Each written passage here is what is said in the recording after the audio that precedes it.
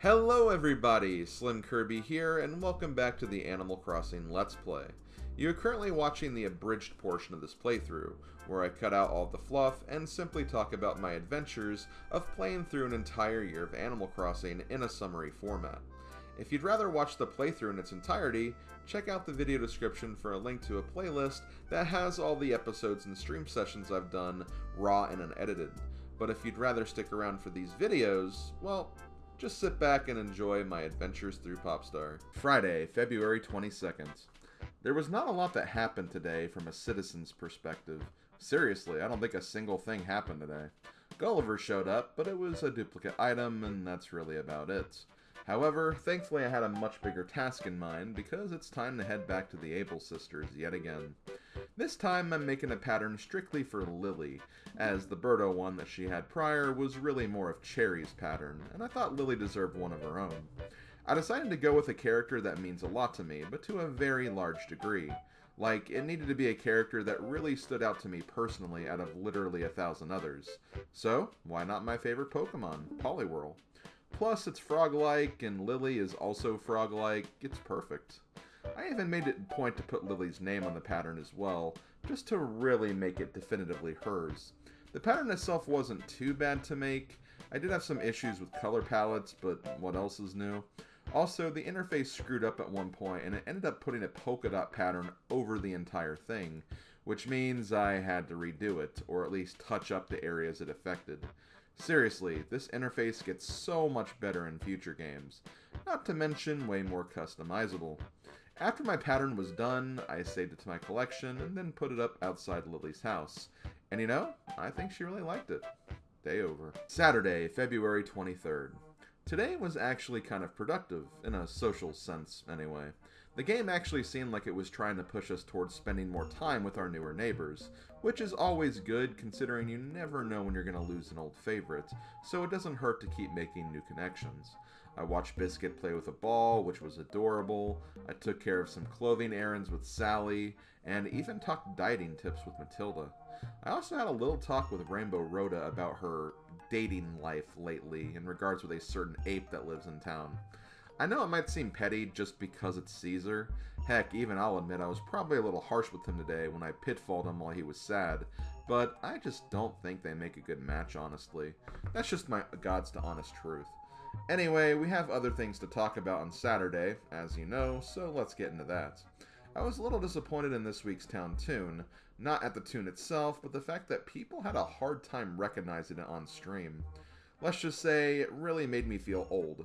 It's not a video game song this time, but a song that I personally think is a classic. Name that tune.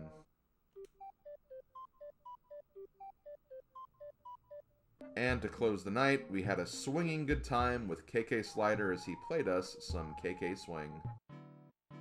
Oh me, oh now, me, oh me, oh me, oh me, oh now, not me, quit me, oh now, oh me, quit now, me. Sunday, February 24th. Very quick day that was mostly business related. For the first time in a while, I actually decided to buy turnips since they were on sale for a very low price of 71 bells. Hopefully we can capitalize on this amount and it's not just a sign for even lower amounts later on in the week. I also ran into Gracie today who gave us a fiendish shirt for washing her car. And, gonna be real, I wasn't too fond of it. It kinda just made me look like a ladybug or some kind of insect anyway, and I'm not really about that. I actually did Wisp tonight, which funnily enough happened during a different stream session, and ended up liking the shirt I got from him a lot better. Heck, this one wasn't even a rare Gracie shirt either, just a common bubble shirt. Sometimes simplicity can be nice, can't it? Also, Rhoda didn't respond too well to the letter we gave her in regards to Caesar. Oh boy, I was hoping she wouldn't get attached to him, but we may have been a bit too late on acting on this, which is kind of a shame. Monday, February 25th. Even though I was technically aware of this during the Wisp session from the previous entry, I'm acknowledging it here because it was technically a new day anyway. But, did you guys notice anything different during that Wisp session? I'd sure as hell hope so, because all the snow has melted and we're back to seeing green grass again. Thank God the winter season is over.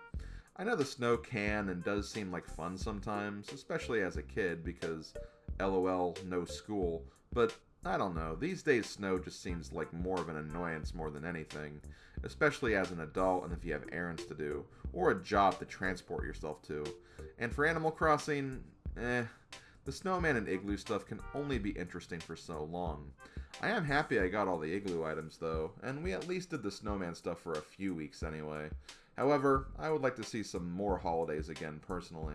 Anyway, this day was kind of minimal, but some interesting things resulted from it.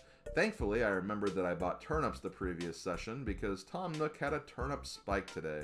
It wasn't the best spike we've ever gotten, but hey, when you see a number like 500 plus, that's usually a sign that you should sell your turnips now, or at least before the shop closes.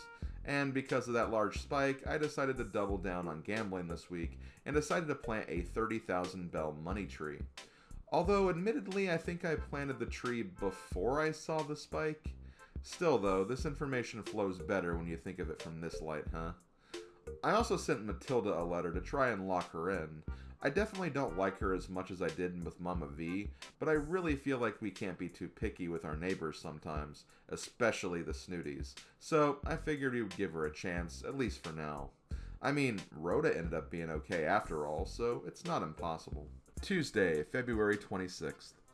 Well, despite writing Matilda a letter on the previous day, today she requested me to, well, write her another letter.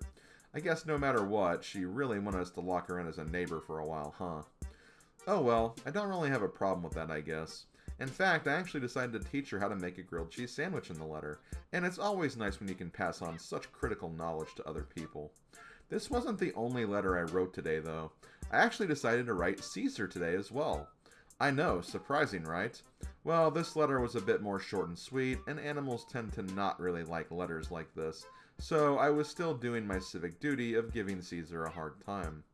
I'm just saying, he might be happier moving out of this town. You never know until you try it, right? I also changed Curly's catchphrase again, but I think this one should definitely stick, as I now have him saying, pork. What? It's funny. Wednesday, February 27th. If you couldn't tell, the last day was a quick day, and this one pretty much followed suit as well. Katrina is back in town, and we got the rare item fortune, but due to our catalog clearing due diligence, there really wasn't anything new we got today anyway, so it was a bit of a bust. It did give us an opportunity to visit some neighbors though, and it seems like our two newest snooties have some interesting hobbies in terms of what they collect. Matilda has a line of slot machines at the back of her house, so I guess that means she has a gambling problem of some sort. Freya's hobby is probably a bit less financially destructive, but my god, she has a lot of paintings in her house. In fact, I think she actually has the two paintings we still need for our collection too, or at least the flowery painting anyway. Way to hold out on our museum, Wolf Girl. The one big thing I wanted to mention for this entry though is that around this time I started formulating a theory that the clothing items in this game were actually seasonal based. Now, I know this is a thing in future Animal Crossing games, but I didn't think they were already implementing it by the first game, so I'm not 100% sure, but it would make sense considering how many shirts I was still missing from the catalog at this point. What tipped me off was that for the first time in what felt like weeks, Nook didn't just have one new shirt, but multiple, and the names of the shirts kind of felt a bit seasonal in nature, so this game probably does have that feature as well. Heck, I think when we first got to winter was when I got to mark off some of the sweater items from the catalog, and those would make sense to be winter specific. But yeah, felt like highlighting that since there was, well, not really anything else to highlight today. Thursday, February 28th. Once again, Katrina's fortune is the incredibly quick and boring Neighbors Avoid You reading, so not much to say about that. Dang though, Katrina actually came a lot this month, more than I actually realized and remembered. She's probably the worst visitor to get at this point in the playthrough, just because she won't directly give you anything new catalog-wise, and you'd really just be using her for the money fortune if anything. So, moving forward, I really hope she kinda takes a break from visiting. Gulliver showed up today as well, but once again, he only gave us a duplicate. I know he's given us a lot of dupes in the past, but considering he only has 20 unique items, I can at least understand the odds, especially since I think we're less than 5 left at this point, or around that number anyway. In slightly better item cataloging news, Nook had some more shirts available in his shop, which is really only supporting my seasonal clothing theory from the last entry. One of the shirts was pretty cute too, so I decided to take that shirt and send it to Sally. Not because I'm trying to really show any favoritism to Sally right now or anything, more so just so she can wear something different from that ladybug shirt she starts with. That shirt gives me major war flashbacks to my college days when our dorm building had a serious ladybug infestation issue. Glad those days are over. For today's mini neighbor day, I started working on a couple of favors and was really annoyed because it seems like Caesar had a bunch of everybody's items today for some reason. Why are all of my neighbors spending time with him so much? Aren't we trying to get him to leave? I swear, we're going to get to the end of this project and he's still going to be living here. I did get a response from the letter I sent him yesterday, and it was pretty funny though, not gonna lie. Friday, February 29th. So for those wondering why I've been calling this a 366-day project, well, that's the thing. 2008 just so happens to be a leap year, which means we have the incredibly rare 29th day of February to get through. Now, I'll be real, nothing really happens on this day, it just gets treated like another day of the month. And of course, since it's the last day of the month, we will have raffling to do, but no one really acknowledges the 29th as a calendar event or anything, although they probably should, considering how unique it is. Getting back to business, the raffle was, once again, pretty irrelevant, as all 3 items were already obtained from my catalog. I mean, it's good that I don't have to worry about random chances to get new items or anything, but there's still plenty I need to get from the lottery, some of which probably won't even show up before the end of the playthrough. As a result, I may need to make that an item code priority once I make it through all the holiday item stuff. As far as neighbor happenings are concerned, I didn't really spend any time with the neighbors today, and maybe it's for the best that I didn't because there was a major blow up today in Jeremiah and Matilda's acre. I have no idea what transpired, but dang, it seemed like everyone was angry at that precise moment. I think everyone calmed down after a while though, especially when I decided to go fishing and obtained my very last fish for the fish log, the loach. This little guy is a tiny shadow-sized fish that appears in the river all day during the months of March, April, and May. And as I said, this is the last fish we needed to catch, so we are now done with fishing, and technically just done with creature catching in general. After my victory, I celebrate by talking with my neighbors who were all very congratulatory on my big accomplishment. I took a gander at my new fish ornament on my house, which looks like a weather vane of some kind, and later when I came on to find Wisp, Tortimer waited for me at my front door to give me the golden rod, which just so happens to be the last golden tool we needed to collect as well. This rod, I think, just allows you to get fish more easily, in terms of how they will be drawn to your cast, and I also think the timing window increases a little bit as well when pulling a fish in. That's what it feels like anyway. It's one of those 2 things at least, if not both. I also donated the little guy to the museum, completing the fish section of the building as well. Now we just need the last 2 pieces of artwork and the museum is completely finished. So yeah, pretty eventful last day of the month, and not necessarily in the way you'd expect either. As I said, I also found Wisp tonight as well, who gave us a modern end table, one of the modern items we still needed to collect. Still have 2 left though, so we're not quite done with the series yet. Also, my 30,000 bell money tree also fully grew today as well, so that gave me a nice 90,000 bells surprise of wealth. Well, you know what that means, people. We are officially done with the month of February, and now we can march time forwards into the month of, well, March. So here's the deal though, I have no idea what to do at this point. With the last creature obtained, I really don't have any more playthrough goals left to accomplish aside from just living in town, and anything else I could potentially try to do will heavily come down to luck and RNG, and I don't exactly have any control over that either. More than that, we still have 100+ days left to get through, so if you thought my entries have been a little lacking over the last 2 months, well, I got news for you. That's probably not going to change much. Just felt like giving that warning out, because while it did feel pretty nice to be this productive in this playthrough, I can't help but feel that maybe we were a little too productive. If this proves anything though, I think it's that you don't really need 365 days of Animal Crossing to get the full game experience, at least in the GameCube version anyway, so you probably don't need to sweat it if you end up missing a day or 2. That's just the way this cookie is gonna crumble. Saturday, March 1st. This day, despite not having any major happenings from a progression standpoint, was a pretty significant day for me in terms of lore.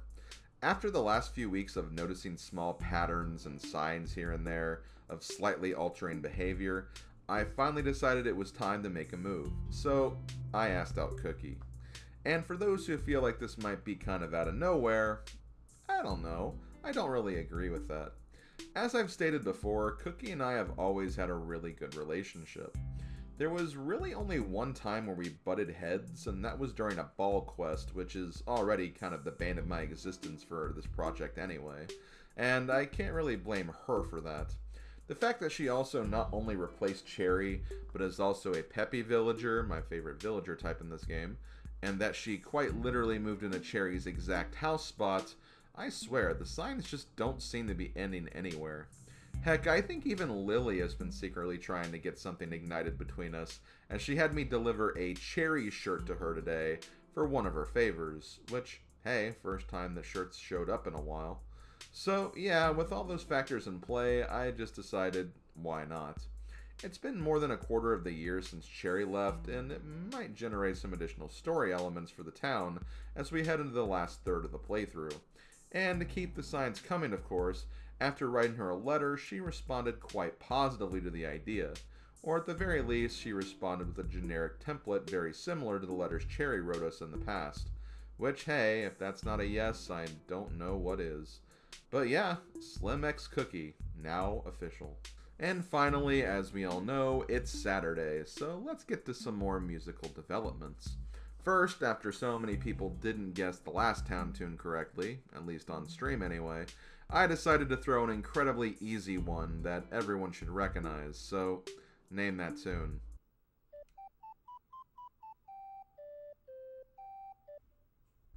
And to close the night, we went on a KK safari. Oh, me na we me oh na oh.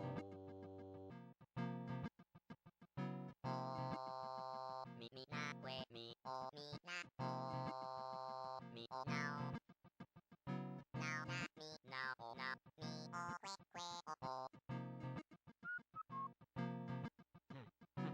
Oh yeah, and before I forget, since I mentioned this on my mom's birthday, March 1st actually happens to be my dad's birthday, so happy birthday, Dad. And again, I'm talking about my actual parents here, not my parents in Animal Crossing. Sunday, March 2nd. It's day 2 of the Slim and Cookie relationship, and hey, the world didn't explode. That's usually a good sign that this could actually go somewhere, at least for a while anyways. And honestly, I'm feeling pretty good about this ship and my new bay. Honestly, my only major holdup is the fact that she says Highness a lot, which is Caesar's catchphrase. But hey, we could get a chance to change that to something unique later on, so I'll deal with it for now. The most significant happening for today, though, is learning that our good buddy Oxford moved out. Now, I wasn't super crazy about Oxford, but of our two cranky villagers, he was definitely the one I would have preferred to have kept, since the other is, obviously, Caesar. So this was a bit of a shame. I think I was actually starting to come around to liking Oxford a bit more too, but I guess this bull had a shinier china shop to rampage around in. It's all good though, because his replacement was actually a cranky villager that I'd always wanted to get in one of my towns, and that villager is none other than Wart Jr. This frog may or may not be the son of Wart from Super Mario Bros. 2. I know some people say that Wart is just a dream character, so he's not real, but I don't know. Shy Guys, Pokies, and Birdo are all canon, so there must be some basis in reality with Wart. But yeah, looking forward to seeing how Wart Jr. gets along in our town. This should be a fun, cranky type to have. It being Sunday, we had another visit from Joan, and she actually had a really good turnip price this week of 72 bells. So let's hope we can get a nice payout again. Wendell was also in town, but unfortunately he gave us stock that we already acquired from him. Damn duplicate items. Also, I came to the decision that I would finally shut up my neighbors in regards to the Porsche favor by finally accepting it and doing it at a future date and time. I'm just gonna wait about 9 days, close to when we'd get another neighbor move out anyway, and just do the favor then. That way we don't lose any extra villagers in the span of 2 days, since other town visits that result in villagers moving to that town will reset the move out, move in counter. I hope that made sense. It's actually kind of hard to explain this stuff sometimes. So yeah, soon we'll actually get to see our good friend Portia again. And potentially lose another long-term Popstar residence. Oh boy. Monday, March 3rd. Not much happened today, but we did get another dad letter sighting in the mail today. I honestly thought he only sent a letter on Father's Day or something, so these messages have been a bit of a welcome surprise for me. Good to know that you care, Dad. But yeah, it was a pretty typical day today with only minor happenings. We did find out that Mr. Lame Sale Raccoon will be holding true to his namesake in a few days. We continue to relentlessly harass Caesar with poorly written letters and pitfall seeds, and I did finish the Jingle series today through the item codes. That's really about it, though. Tuesday, March 4th. I decided to go to the island today, so I approached this day in two different parts. For the first part, I just hung around on the mainland. I pretty much finished the catalog for all the holiday furniture series at this point, and finished up some other holiday acquisitions as well, using the item codes. This was when I would have liked to have tried getting all the gyroids through item codes, but as I discovered earlier, gyroids can't be gotten in this fashion, which is a huge shame. I did get the final parasol item I hadn't gotten yet, which is called the Nintendo Parasol. I don't think this item is rare or anything. I think I just got unlucky with it appearing in the shop or in other places. Just kind of ironic that it's named, you know, after the company that made this game.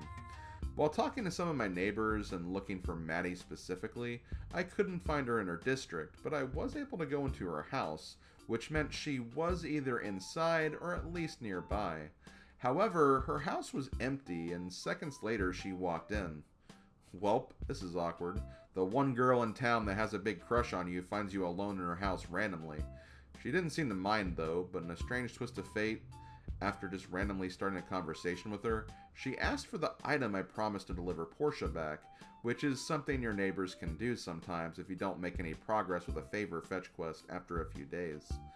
I just forgot that Maddie was the one who prompted this favor.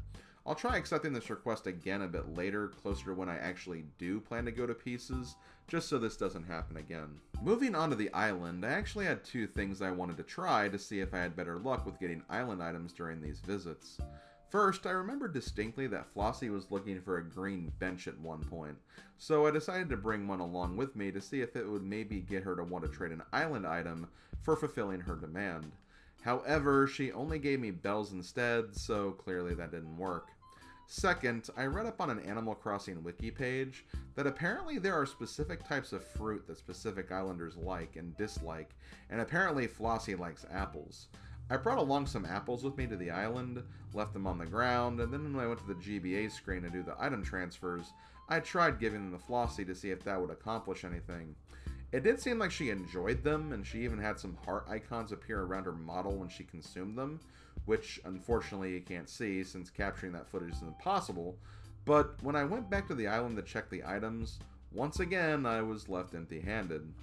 I swear, these items are starting to feel like more of a myth than reality, and I have no idea why they aren't showing up.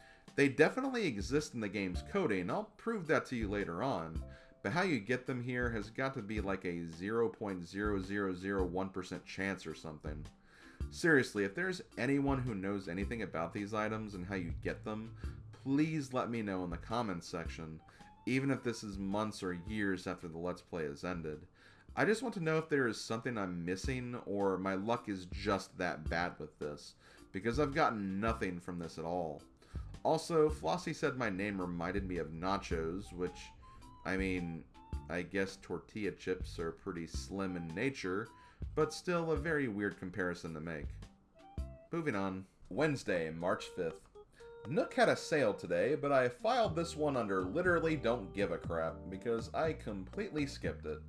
I could have still gotten a new balloon, I guess, but he was selling carpet, and I've been done with the carpet catalog for about 2 months now, so I just could not be bothered with it. Nook wasn't all bad today though, as he did have a turnip spike going on, and this just so happened to be a week where I bought turnips, so ka-ching, ka-ching, ka-ching. I wouldn't say much else happened today though. I think I'm starting to come to the disappointing realization that everyone likes Caesar with the exception of me. Not only does Cookie say his catchphrase, but it seems like everyone likes lending him their items for some reason. or he just naturally comes up in conversation at some point. I don't know, it may just be some pre-existing pettiness in my memory banks or something, but I am just not that crazy about him. At least Rainbow Rhoda is really starting to see him for who he is, though, as once again they had another fight at her place. I'm surprised they're still even getting together like this. I also saw Wisp tonight as well, but he only gave me a Mega Dinkoid, another Gyroid item of course.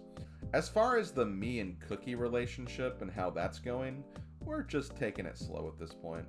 I think a part of me is still very vulnerable and wary after what happened with Cherry, and I guess I'm just hoping I don't get sidewinded by another unfortunate move-out surprise. I feel like if we can keep things going until June, or maybe even May, I think we'll be fine. Also, she really needs to stop saying Highness. Just one neighbor saying Caesar dialogue is way too much for me. Thursday, March 6th. We got another quick one. I did get a new item from Gulliver today, which was nice, and determined that I only had 3 left to get at this point. Realistically, Gulliver has 20 items, which means in the lowest odds of only 1 item left, it's only a 5% chance to get it, which aren't the worst odds, but still, when he only shows up once a week, it can be rather annoying to get duplicates, especially this late into the process. I also ran into Bill, Curly, and Biscuit hanging out by the river, which means they were either having a swim meet or a death match of some kind. Probably the former, if I had to guess. Friday, March 7th. Another candidate for most uneventful day of the project so far. And I'm not kidding either, there really wasn't much to highlight today. I sent Mort Jr. a train set in the mail, 1, to lock him in for a neighbor spot for a while, and 2, because I thought he would like trains, apparently. I continue to wonder how the other villagers tolerate Caesar so much more easily than I do, and I made quite the slimism during this day, when instead of saying opposites attract, I said opposites retract. Some say opposites really retract when you think attract. Opposites retract. Opposites retract. So yeah, it was a pretty bare day. Saturday, March 8th. This day was a little more interesting compared to the last 2, but still does feel like a bit of a lull in the action, admittedly. Katrina is back, again. And although we got the rare item fortune today, it felt more like the stationary fortune, because the rare items just weren't biting today, yet the neighbors made sure we had plenty of paper to write letters with. I also managed to get the Portia item request again, so in a few days, I'll be trying to go visit her in the Town of Pieces once more. I did kind of a Freudian slip in the process, though, when I was getting this favor. Okay, well, it looks like we are doing Portia. Wait, okay, I should have phrased that better. I guess we are visiting Portia. Let's just hope Cookie didn't hear that, because things have been going very well with us so far. Moving on to the music of Saturday night, I decided that for the month of March, I would go for a specific theme for my town tunes. And if you figured out last week's and then recognized this week's, you should have a pretty good idea of what I'm going for. Anyway, name that tune.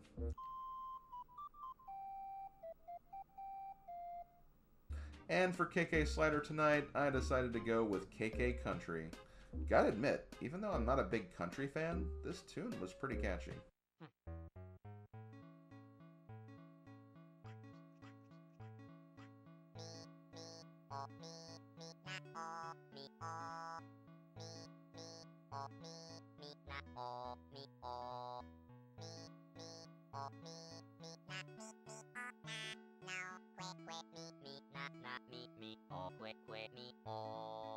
That will do it for another Animal Crossing episode. Thank you guys for watching, and I'll see you for the next one. Reminder that you can find links in the video description for the unedited recording sessions of this playthrough, as well as individual links to the streams in particular that featured the days covered in this episode summary. Until we meet again, this has been SlimKirby, and I'll see you guys next time. Later, folks.